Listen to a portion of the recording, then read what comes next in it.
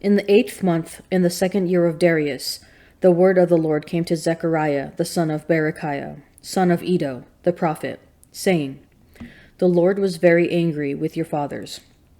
Therefore say to them, Thus says the Lord of hosts, Return to me, says the Lord of hosts, and I will return to you, says the Lord of hosts. Be not like your fathers, to whom the former prophets cried out, Thus says the Lord of hosts, Return from your evil ways, and from your evil deeds. But they did not hear or heed me, says the Lord. Your fathers, where are they? And the prophets, do they live forever? But my words and my statutes, which I commanded my servants, the prophets, did they not overtake your fathers? So they repented and said, As the Lord of hosts purposed to deal with us for our ways and deeds, so has he dealt with us. On the 24th day of the 11th month, which is the month of Shebat, in the 2nd year of Darius, the word of the Lord came to Zechariah the son of Berechiah, son of Iddo, the prophet. And Zechariah said, I saw in the night, and behold, a man riding upon a red horse. He was standing among the myrtle trees in the glen, and behind him were red, sorrel, and white horses. Then I said, What are these, my lord? The angel who talked with me said to me, I will show you what they are. So the man who was standing among the myrtle trees answered, These are they whom the Lord has sent to patrol the earth. And they answered the angel of the Lord who was standing among the myrtle trees, We have patrolled the earth, and behold, all the earth remains at rest. Then the angel of the Lord said, O Lord of hosts, how long will you have no mercy on Jerusalem and the cities of Judah, against which you have had indignation these 70 years? And the Lord answered gracious and comforting words to the angel who talked with me. So the angel who talked with me said to me, Cry out, Thus says the Lord of hosts, I am exceedingly jealous of Jerusalem and for Zion. And I am very angry with the nations that are at ease, for while I was only a little angry, they furthered the disaster. Therefore, thus says the Lord, I have returned to Jerusalem with compassion. My house shall be built in it, says the Lord of hosts, and the measuring line shall be stretched out over Jerusalem. Cry again, says the Lord of hosts, My city shall overflow with prosperity, and the Lord will again comfort Zion, and again choose Jerusalem. And I lifted my eyes and saw, and behold, 4 horns. And I said to the angel who talked with me, What are these?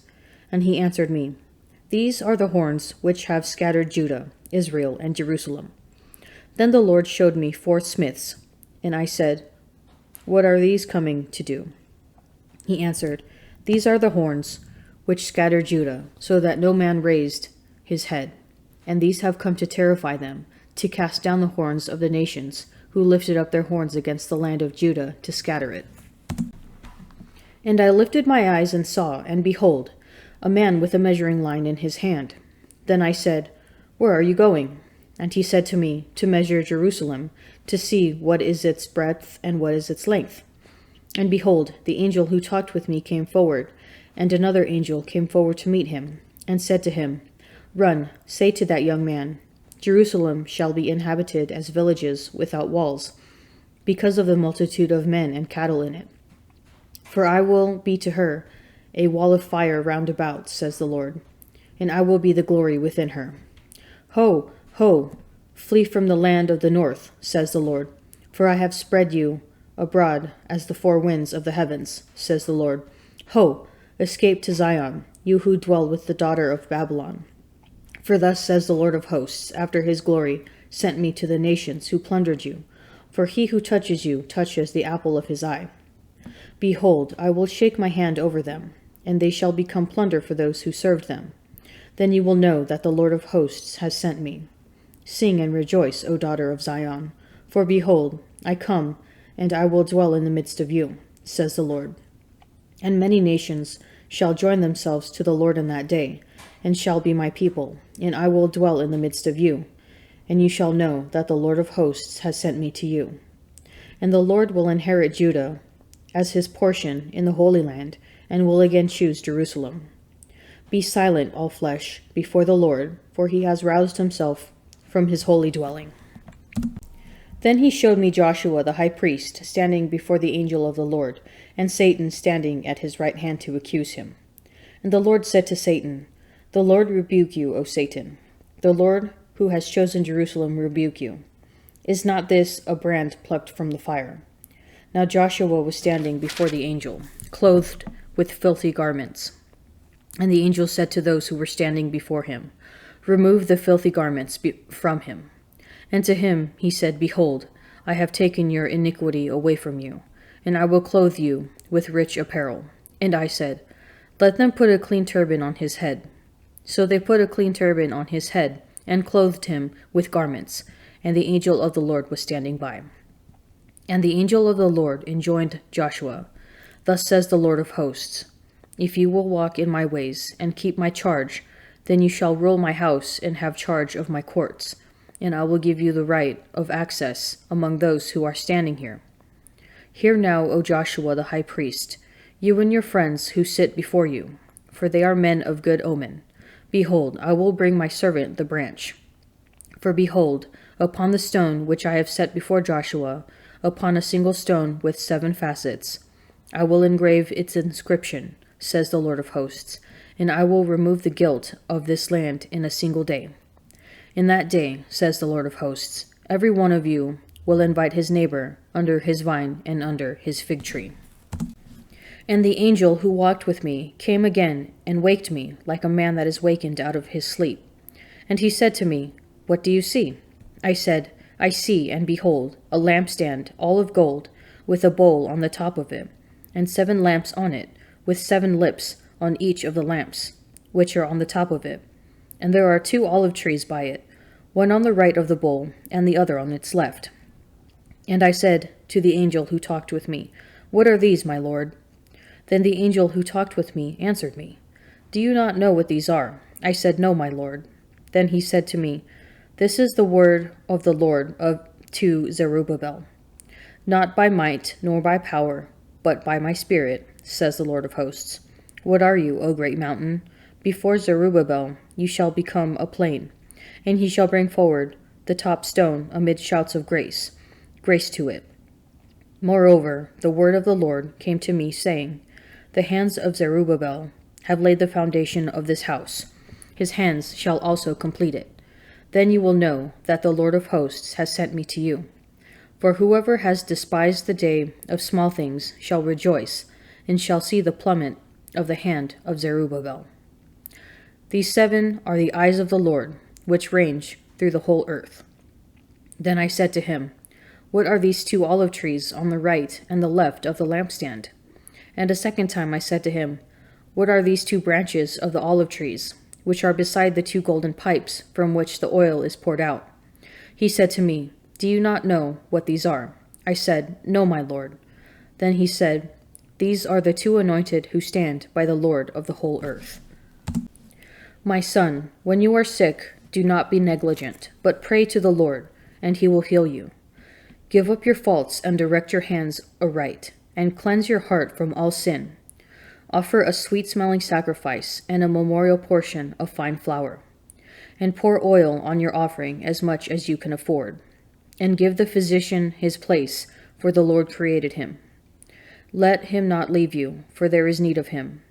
There is a time when success lies in the hands of physicians, for they too will pray to the Lord that he should grant them success in diagnosis and in healing for the sake of preserving life. He who sins before his Maker, may he fall into the care of a physician. My son, let your tears fall for the dead, and as one who is suffering grievously, begin the lament. Lay out his body with the honor due him, and do not neglect his burial.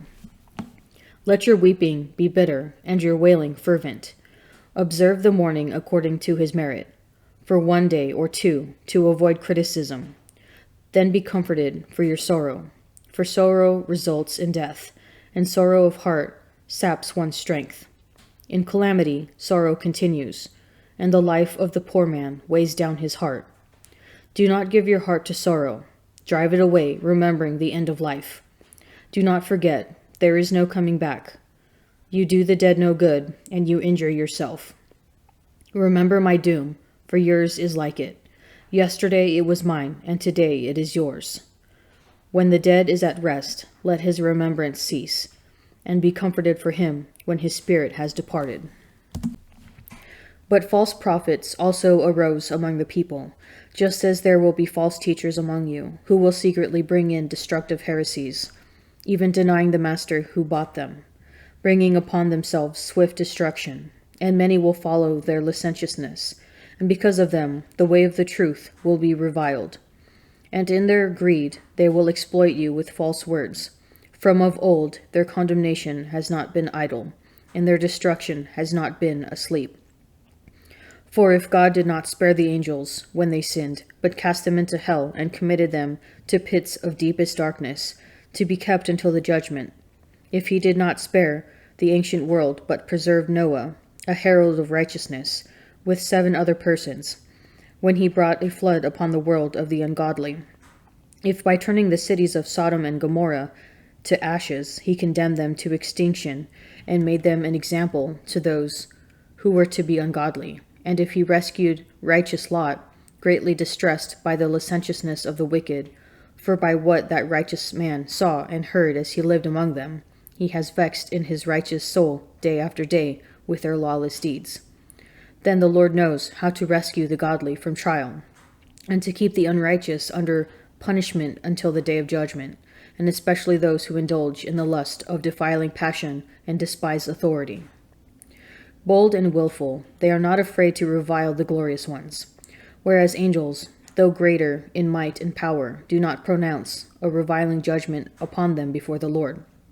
But these, like irrational animals, creatures of instinct, born to be caught and killed, reviling in matters of which they are ignorant, will be destroyed in the same destruction with them, suffering wrong for their wrongdoing.